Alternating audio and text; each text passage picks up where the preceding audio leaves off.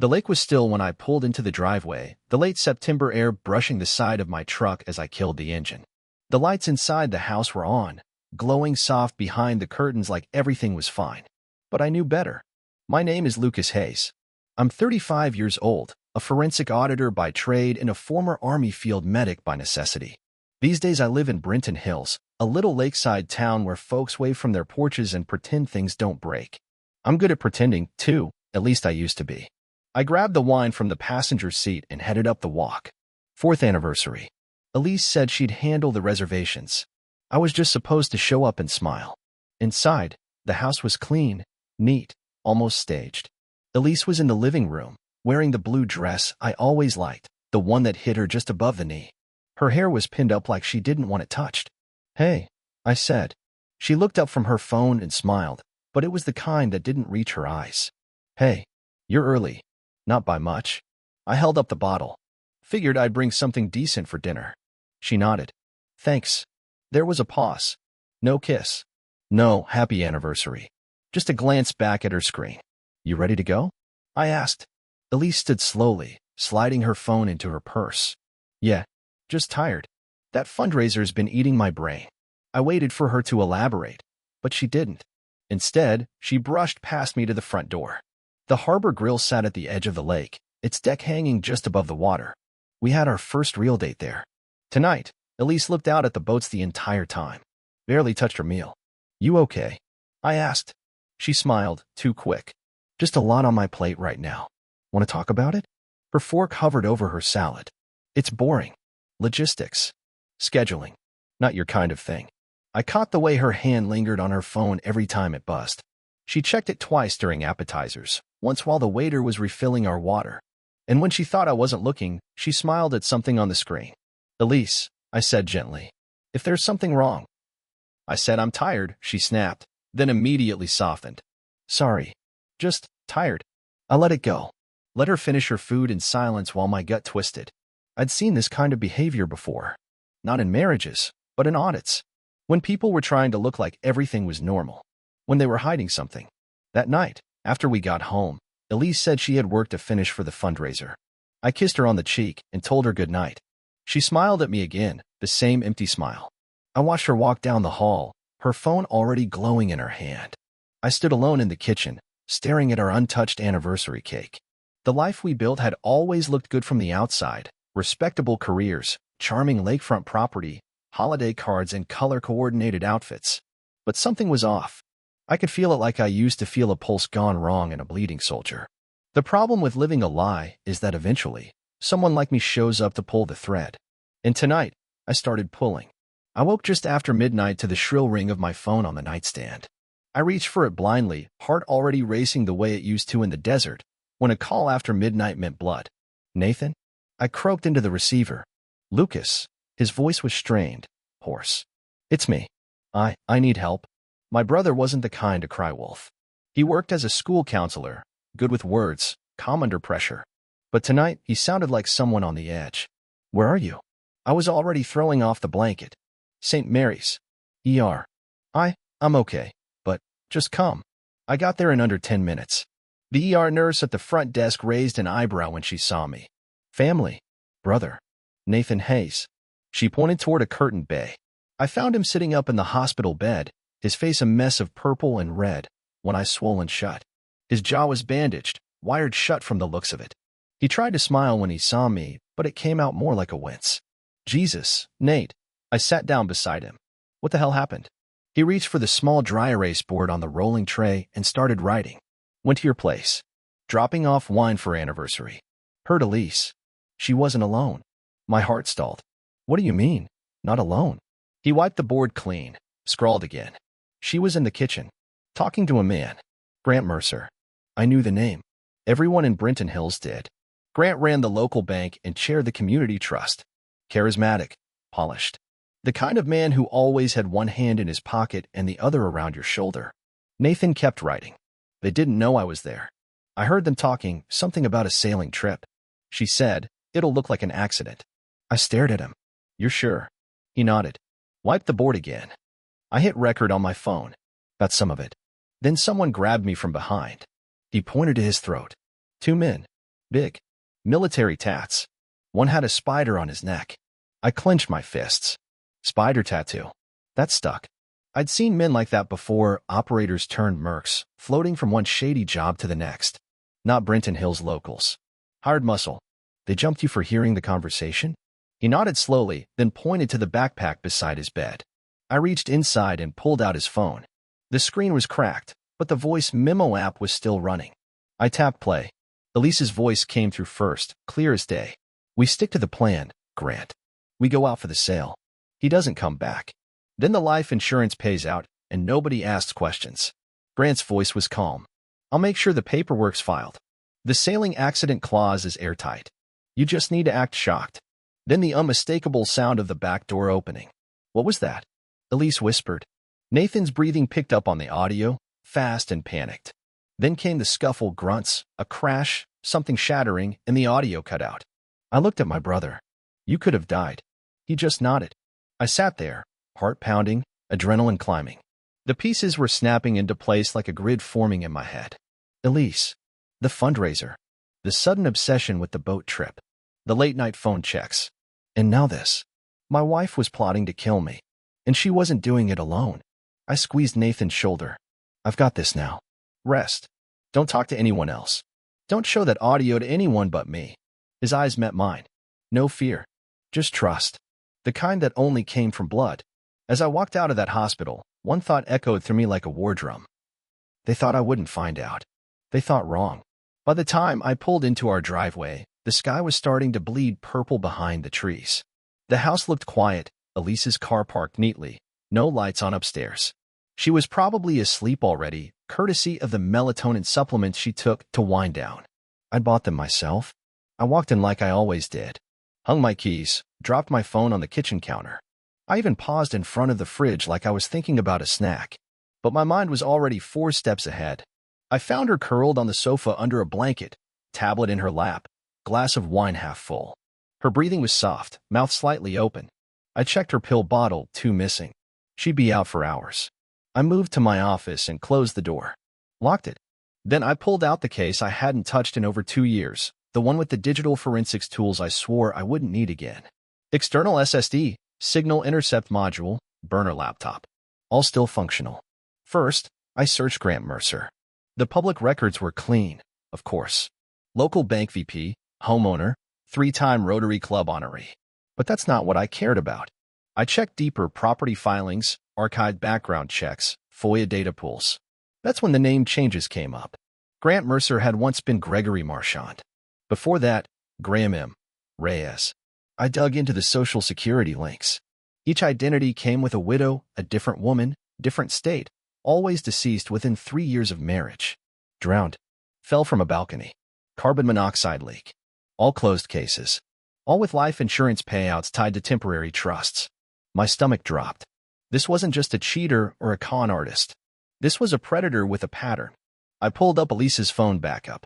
She never changed her cloud credentials, said she didn't get that kind of stuff. I had full access. Messages. Emails.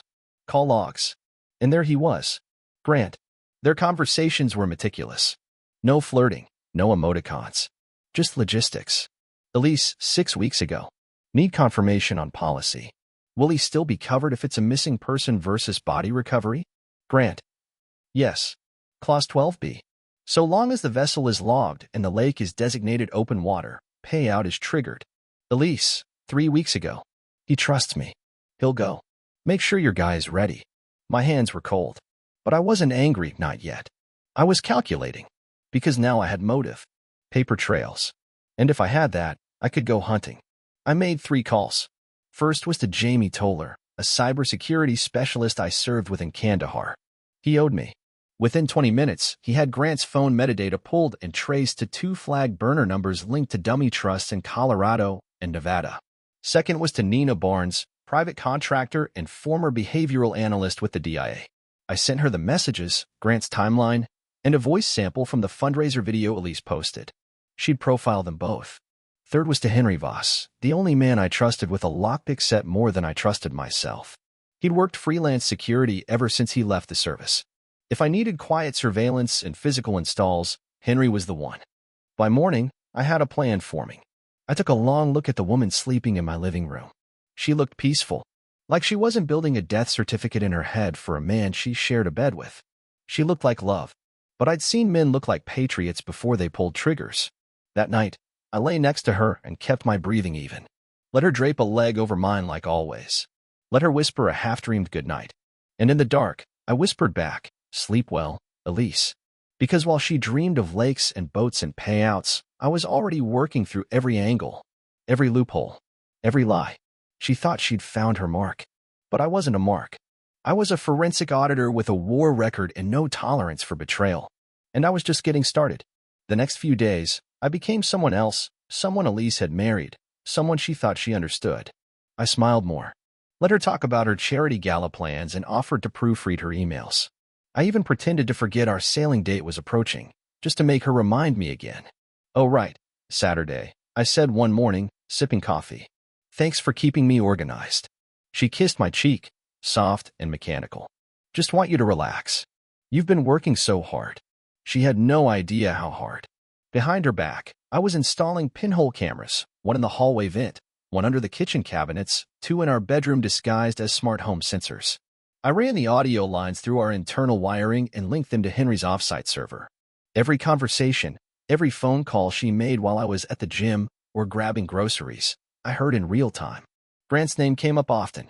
"Make sure Trent knows the marina layout," she whispered into her phone late one night. "Lucas always checks the engine himself. It has to look untouched." Pause. "No, I'll stick to the gala plan. The reading at the library ends at 6. Then I head to the wine event. I won't even be near the lake when it happens." I paused the feed, rewound, played it again. "Trent." I sent the name to Jamie, who responded 10 minutes later. "Trent Novak, former Navy EOD, court-martialed, 3 years in private security before going dark. Last known contract, offshore rig explosion cleanup in Corpus Christi. Now flagged in a few classified circles." Henry had already tracked a recent cash deposit under Trent's alias at a rental safe house near Brookville Road, just 10 miles from the marina. Coincidence didn't exist in my world. That night, Elise made dinner. Chicken piccata, her go-to when she wanted to seem normal. I played along. "So, the boat's ready?" she asked between bites. "Yep," I said, chewing slowly. Cleaned the lines, refilled the propane. "Should be a smooth solo sail." Her eyes flicked up briefly. "Propane? Yeah. Thought I mentioned it. Stove's running low. Figured I'd top it off." Her fork froze midair for half a second. Just a blink. But I noticed. "That's good," she said, then forced a smile. "You always think of everything." "I try," I replied, hiding my revulsion. She offered to take the trash out after dinner, something she never did. I waited until the door closed and checked her phone, still charging on the kitchen counter. Latest message from Grant. "Trent's on schedule. You're covered." The plan was moving forward. So was mine. Nina called that night with a profile on Grant. "Classic narcissistic manipulator," she said. "He recruits co-conspirators through charm, isolates them emotionally, and gives them a script to follow. Elise isn't just a pawn, she's complicit." This wasn't just seduction. She approached him first, Lucas. This was calculated from the start. I stared at the ceiling of my office. Elise's laugh echoed from the other room. "Understood," I said. I left the cameras rolling that night. Let them plan, plot, rehearse their lines. The next morning, Elise handed me a packed lunch and smiled like June Cleaver. "You sure you don't want me to come down to the marina with you?" I shook my head. "You've got your events. I'll be fine." She kissed me. Light, quick, almost respectful. Like I was a good man. A good mark. That afternoon, Henry sent me a silent video feed from the marina dock. Trent Novak. Military haircut, weathered jaw, lugging a maintenance kit down toward my slip. Right on schedule. I watched from across the parking lot in an unmarked car, sunglasses on, coffee cooling in my lap. Let him start. Let him touch the propane lines. Let him commit. Because every second he did, my camera, mounted discreetly on the stern, was recording. And every word Elise spoke was being logged. Every lie, every whisper. The boat was their stage. But I had written the script. And I already knew how the final act would end. Saturday came with a clear sky and just enough breeze to push a small sailboat across the lake without effort. Perfect conditions for a peaceful solo trip and for an accidental explosion. I parked at the far end of the marina lot, where no one would expect to find my truck. I wore a ball cap, dark hoodie, and mirrored glasses. From a distance, I could have been any early morning fisherman. I waited behind a row of storage lockers until I spotted Trent Novak heading down the dock, his gait casual but with that ex-military edge. He carried a worn black tool bag and wore a harbor authority jacket that was just convincing enough. I let him step onto my boat, the minnow's end, without a sound. Then I moved. By the time he opened the engine hatch, I was already on the deck. "You're in the wrong slip," I said calmly. He spun around, startled. His eyes narrowed. "Who the hell?" I stepped forward fast, sweeping his legs before he could reach his waistband. He hit the deck hard. His elbow cracked the wood. The tool bag slid across and dumped its contents. Wires, a digital timer, 2 modified canisters. "Trent Novak," I said. "Navy EOD, discharged 2015. You're a long way from an oil rig." He rolled to grab for something, but I pinned his arm and twisted it back. "Try it again, and you'll be swimming with a dislocated shoulder." He growled through clenched teeth. "You don't know what you're messing with." "No," I said. "You don't." I pulled a small GoPro from my coat pocket and pressed record. "Let's talk. Full names. Who hired you? What the job was." "You won't make it stick," he spat. "Maybe not in court," I replied. "But I'm not looking for court." That shut him up. He stared at me, chest rising fast. His pulse was visible in his neck. "Make it easy," I added, "or I start turning the screws." Trent looked away, jaw tight. Then, finally, Grant Mercer said it was a soft job. Just rig the propane lines so they'd blow once the engine ran long enough. I kept the camera steady. "And the target?" "You," he muttered. "Was Elise involved?" He hesitated. "Yeah. She gave Grant your schedule. Knew your habits. Even suggested the sail trip. They planned it together." He named 2 other jobs. One in Arkansas, one in Utah. Both ended in deaths labeled accidental. One drowning, one cabin fire. Same pattern. Big insurance payout. Quiet settlements. Same shell trust Grant had set up before. "You're going to walk off this boat," I told him. "No cops. No scene. But you're wearing this." I held up a thin GPS tracking band. "You take it off. I report everything to every agency with a badge. You talk to Grant or Elise, same deal." "You're letting me go?" he asked, suspicious. "No," I said. "I'm using you." I handed him the GPS device and helped him up. "You got lucky," I added. "If you'd wired that propane line before I caught you, this would have ended differently." He limped off the dock without looking back. I cleaned the deck, dumped his tool bag into a black duffel, and replaced the propane tanks with dummy canisters. Harmless, empty shells rigged to look full. Then I pulled out the last piece of the plan, a remote detonator and a decoy rig. Henry had helped me build it. A controlled burst to make it look real, but do no damage. The boat was equipped with small-scale charges and a smoke bomb beneath the solar panel casing. Flash, boom, then a little fire. I pushed the minnow's end out and set the autopilot to drift just far enough. Then, from the wooded edge near the shoreline, I triggered it. The sound echoed over the lake. Smoke curled into the sky. The harbor staff scrambled. Sirens in the distance. Elise's plan had succeeded. Lucas Hayes had just died in a tragic sailing accident. I sat in my truck, out of sight, watching the chaos unfold through a set of binoculars. She thought I was gone. Grant thought he'd won. They had no idea this was only intermission. And I was about to raise the curtain on the second act. 2 days after the explosion, Grant Mercer left town. Not in a hurry. No late-night escape or sudden relocation. Just a quiet retreat to his weekend estate in the hills outside Langford, a 40-minute drive from Brenton. A place with a private gate, a winding gravel road, and a wine cellar he liked to brag about at community events. To everyone else, he was mourning the tragic loss of his good friend's husband, offering comfort, whispering reassurances. Elise was playing her part too, wearing black, trembling slightly at public appearances, giving tearful soundbites about how Lucas loved the water. I waited until late Wednesday, when the house staff had clocked out and his security detail, 2 ex-cops moonlighting for extra cash, were drinking beer in the garage. I didn't knock. I cut through the side field, hopped the fence, and slipped through the rear patio door Henry had unlocked earlier. Thermal scope said Grant was in the cellar. Alone.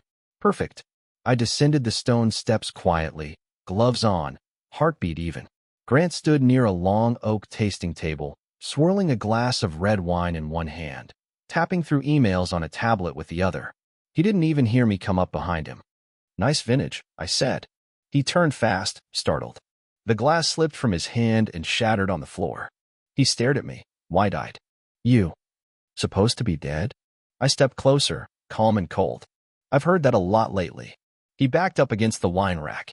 This is trespassing. If you think you can threaten me. Save it, I said, pulling the burner phone from my jacket. I've got audio. Video. Your buddy Trent sang like a damn canary. His face changed. The smoothness cracked. You don't know what you're getting into, he said. You think this is just about you? You think you're the first? No, I replied. I think I'm the last. I set the phone on the table, camera rolling. Start talking. Full story. Every job. Every name. You give me the truth. You walk away with a broken ego. You lie. And I send what I have to the feds right now. He waited. For about 3 seconds. Then the mask came off. He chuckled, a low, arrogant sound. You want the story? Fine. Your wife came to me. 2 years before she met you. She was at one of my seminars in Denver, life planning for elite spouses. We had a system. She wanted in. Pretty face, smart enough, knew how to play the part. I didn't flinch. She found you. Learned everything, military background, clean finances, no immediate family outside your brother. You were the perfect profile. She worked you like a job, Lucas. And you fell for it. Tell me about the others. He leaned against the table, eyes glittering. 6 confirmed. For payouts. 2 pending. We find people like you, lonely, disciplined, overachievers with soft spots. Elise is one of 3 women I use. All different styles. All deadly. And the insurance? I asked. He shrugged. Shell trusts. Offshore filters. It's not about the money anymore. It's about the game. I pressed stop on the recording. Thank you, I said. His brows furrowed. That's it. No. I pulled a flash drive from my pocket and plugged it into his tablet. You're uploading the confession to a secure government server. Every file you have. Backups. Messages. Contact trees. You're going to hand me your entire operation. He laughed again, but it was hollow now. You won't get away with this. I already have. He moved suddenly, lunged for the table. I caught him mid-motion, slammed his arm down hard enough to make him scream, and pushed him back into the wine rack. Try that again, and I'll leave you in a crate labeled Merlot. He breathed hard, but he got the message. 5 minutes later, the upload was complete. 47 gigabytes of raw criminal infrastructure, confession included. I copied it to a second drive, then wiped his tablet clean. Grant slumped in a chair, broken and furious. You think this ends here? He growled. I met his gaze, steady and sharp. No. I think it ends with you rotting in a federal prison. Then I walked out, silent, swift, invisible again. And the man who thought he was untouchable? He didn't move. Not when I closed the cellar door behind me. Not even when the locks clicked. When I walked through the front door of our house, Elise was in the kitchen, standing at the sink with both hands wrapped around a mug. She turned slowly when she heard me. She went pale. Lucas. Her voice cracked like the mug might if she squeezed harder. You how? Alive, I said flatly, closing the door behind me. Sorry to ruin the act. She stared at me like she was seeing a ghost. Her carefully prepared grief shattered in an instant. No tears, no makeup-streaked cheeks. Just raw panic. You were on the boat. The police? I was never on the boat, I said. And you should really disable your cloud backups if you plan to commit murder. Her jaw clenched. I don't know what you think you know. I know everything. I stepped forward, pulled my phone from my coat, and played the audio from her call with Grant. Her voice, clear as daylight. We stick to the plan. He goes out alone. We let the boat drift and wait for the insurance money. She dropped the mug. It shattered against the tile. Keep listening, I said. It gets worse. Then came the recording from months earlier. Elise, on a call, her voice more relaxed, more calculated. He's perfect. No parents. One brother. Clean background. I can do this. I can make him love me. I paused it there. She was shaking. Lucas. I didn't mean to hurt you. But you meant to kill me? She backed against the counter, breath stuttering. It wasn't Grant pushed it. I didn't want to go through with it. Not really. Funny, I said. You didn't sound hesitant when you picked the wine gala for your alibi. Or when you reminded him to send Trent. Her lips parted. No words came out. I took a breath and forced my hands to stay at my sides. You've got 2 options, Elise, I said. 1, you go to the authorities. You turn yourself in. Full confession. Help them dismantle what's left of Grant's operation. Or, she whispered, or you run. I took a step closer. And I become your shadow. You won't see me. You won't hear me. But one day, somewhere, I'll be there. She covered her mouth with her hand. Tears welled in her eyes now, real ones, I think. But I felt nothing. Just the steady hum of a man who had stripped away everything that used to hold meaning. You wouldn't hurt me, she said quietly. I tilted my head. I wouldn't have paid for your education. I wouldn't have held your hand in the hospital that night. I wouldn't have built you this life. But I'm not that man anymore. She sank slowly to the floor. Her sobs came in sharp, messy bursts, no performance this time. Just the collapse of someone who thought the stage would never fall. I stood there a while longer, watching. Then I turned and left her there, surrounded by broken glass and the ashes of her lie. She could choose how this ended. But either way, I had already walked away from the fire. And I wasn't looking back. Elise walked into the sheriff's office the next morning. No dramatics, no lawyer in tow, just a simple coat, her hair tied back, and a folder clutched tightly in her hands.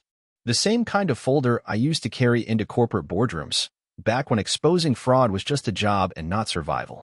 She told them everything. The confession, the emails, the accounts. She named Grant Mercer as the architect. Named herself as a willing accomplice.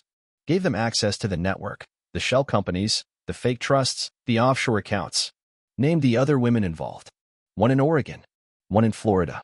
One that had recently disappeared after another accidental house fire in Tennessee. By the end of the day, the feds had enough to start kicking in doors. Search warrants spread across 5 states. Investigators raided offices, opened frozen accounts, subpoenaed insurance filings. What had looked like isolated tragedies were suddenly revealed as a coordinated scam stretching across nearly a decade. Grant's financial empire collapsed overnight. His silent partners vanished from the public eye. A handful were picked up trying to cross into Mexico. Others went dark, but not for long. I watched it all from a corner table at Maple and Pine, a quiet cafe 2 towns over where the Wi-Fi was reliable and the staff didn't ask questions. I wore a ball cap, sunglasses, and an old jacket with the name Derek stitched on the chest. Nobody gave me a second glance. I sipped coffee and refreshed the federal case database on my laptop. Every few hours, a new name was added, a new arrest logged, a new set of documents entered into evidence. My name never appeared. Neither did Elise's, not right away.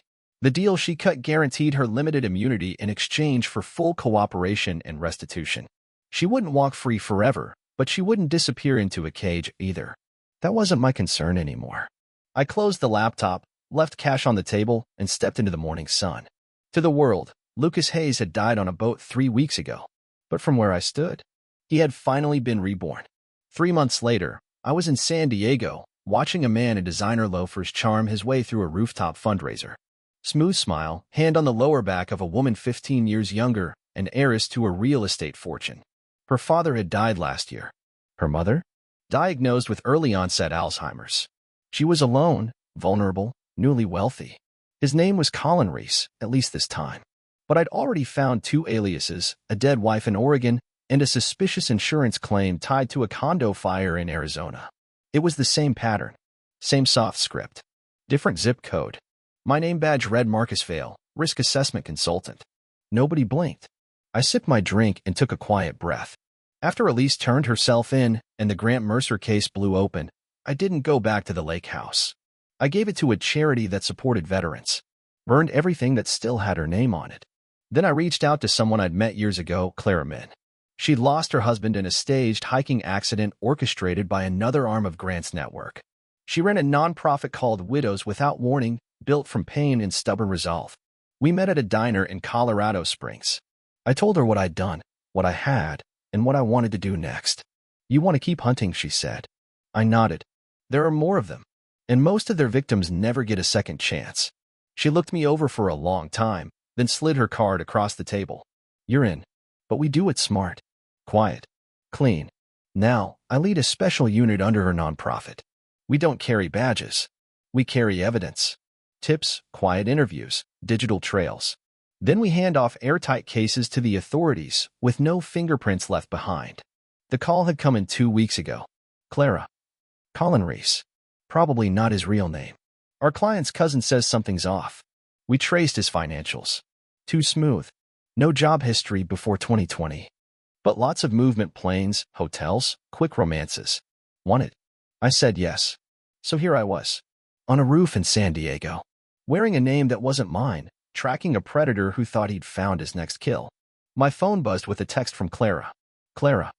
Paperwork says he just took out a policy. Accidental death clause. Double payout for boating incidents. Of course he did. I downed the last of my drink, left my glass on the railing, and walked away from the party without being noticed. I didn't need applause. Didn't need justice medals or press conferences. I just needed one more liar to fall. As I stepped into the elevator, my duffel bag slung over one shoulder, I felt it. The calm I hadn't felt in years. No more doubts. No more ghosts whispering in the dark. The war hadn't ended. It just changed battlefields. And I was still a soldier. Only now, I fought for those who never saw the knife coming.